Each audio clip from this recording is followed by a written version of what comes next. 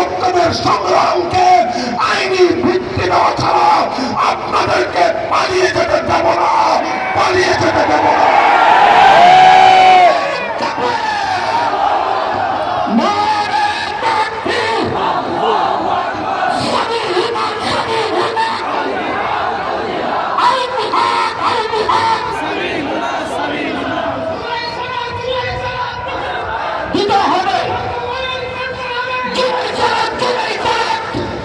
আমি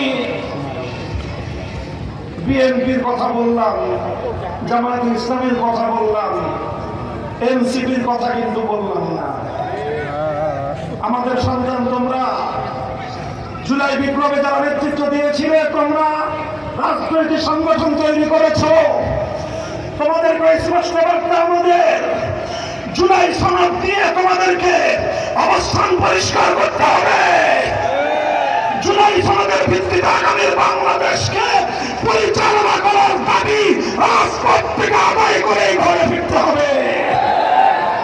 সংগ্রামী সাথী ও বন্ধুগণ, এই আজকের দাউদকান্দির এই ঈদগাহ মাঠ থেকে আমি বাংলাদেশের গোটা দেশবাসীকে আমি স্পষ্ট বার্তা দিতে চাই, আর কে কি করলো সেটা চিন্তা করার সময় বাংলাদেশ খেলাফত মজলিস আল্লামা মামুনুল হকের নাই। আর কেউ যদি না থাকে, আমরা একা প্রয়োজনে জুলাই সনদের আইনি ভিত্তি অর্জন করবার জন্য রাজপথে সংগ্রামে নামব, সংগ্রামে নামব, সংগ্রামে নামবেন।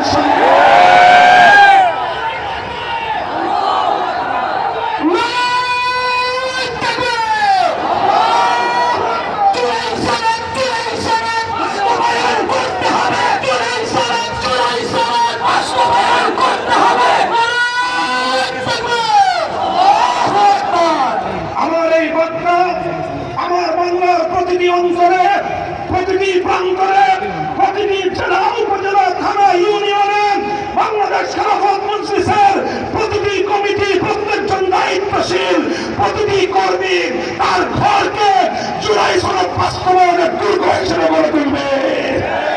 তোমরা প্রতিটি জনপদে যাবে, প্রতিটি ধর্মাবলম্বীর কাছে যাবে, হিন্দু হোক, বৌদ্ধ হোক, খ্রিস্টান হোক অথবা সংখ্যাগরিষ্ঠ মুসলমান হোক, প্রতিটি শিক্ষাঙ্গনে যাবে। গোটা দেশবাসীকে আবার 2024-এর জুলাই আগস্টের মতো আবারও শিশুরা প্রাচীরের মতো মুষ্টিবদ্ধ হাত তুলে ঐক্যের জয়গান আমাদেরকে গাইতে হবে।